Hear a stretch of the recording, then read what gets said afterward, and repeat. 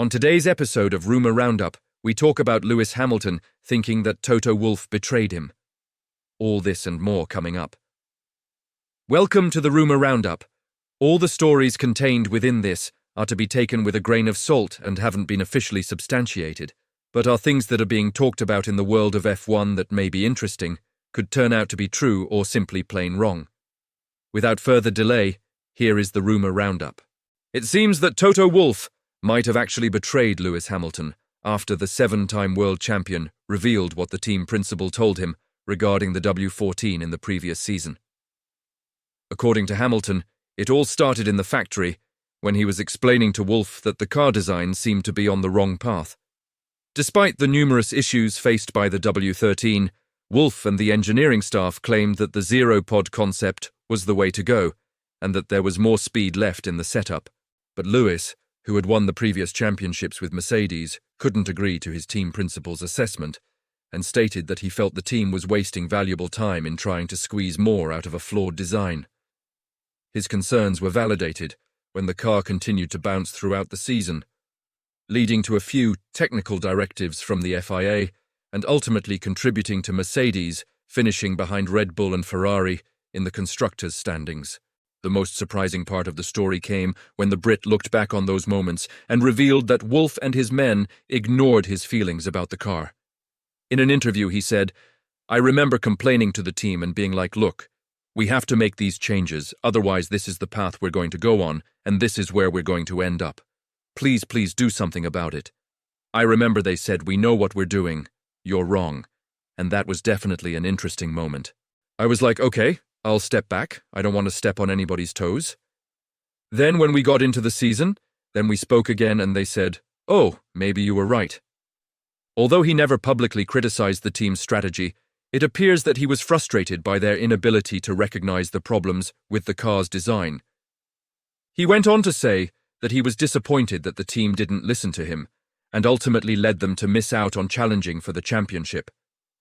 Despite his frustration, Hamilton ultimately respected the team's decision and continued to work with them to try and improve the car's performance. Former F1 CEO Bernie Ecclestone thinks that Sergio Perez's chances of winning the championship are slim because he's driving the best car.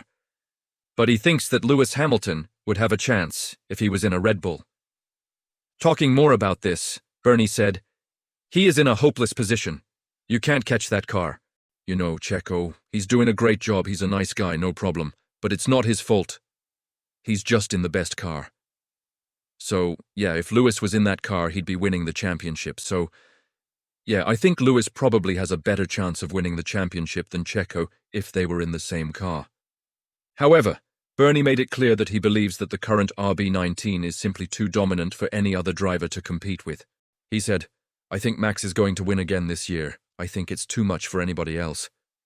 Ecclestone believes that the introduction of the budget cap has led to a more level playing field in terms of finances, but he doesn't believe it has improved the quality of racing. He said, "The budget cap hasn't helped Formula One. You know, everyone talks about that and says, oh, it's going to be different. No, it isn't. Racing is exciting, but it's nothing to do with the budget cap. It's just the cars are closer together. There's no overtaking.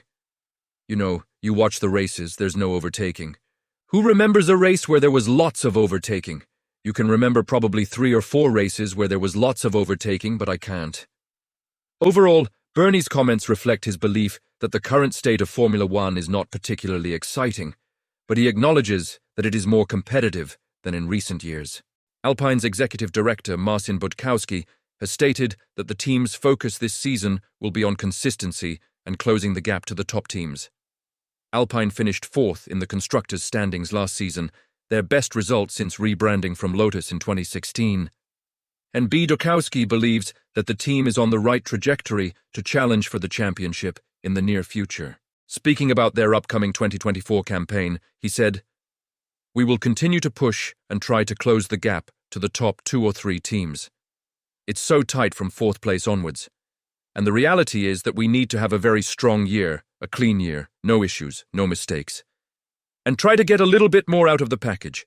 It's a continuous journey. We have the wind tunnel, we have the simulator, so we're working flat out."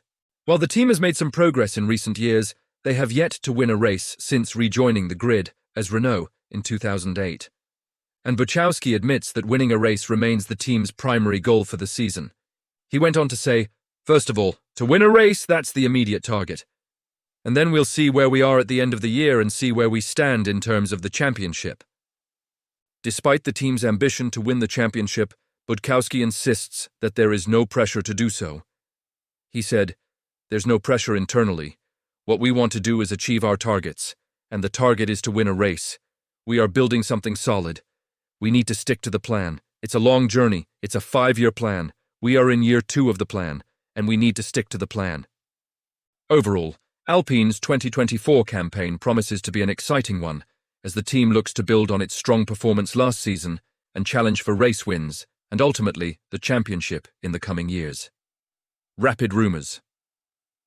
Former F1 CEO Bernie Ecclestone believes that Red Bull won't face many issues regarding their budget cap breach.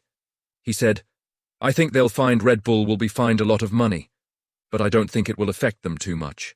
I think they'll be fined a lot of money. I don't think they care about that. Money is not a big issue for them.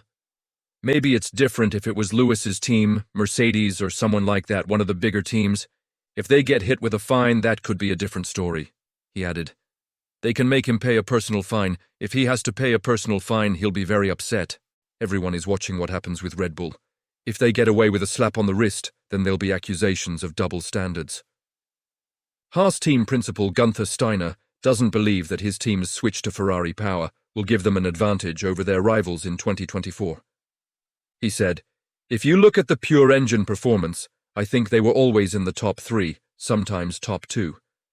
So in this area, I don't expect any disadvantage. But it's not only the engine. It's the whole introduction of a new gearbox and the introduction of the new electronics.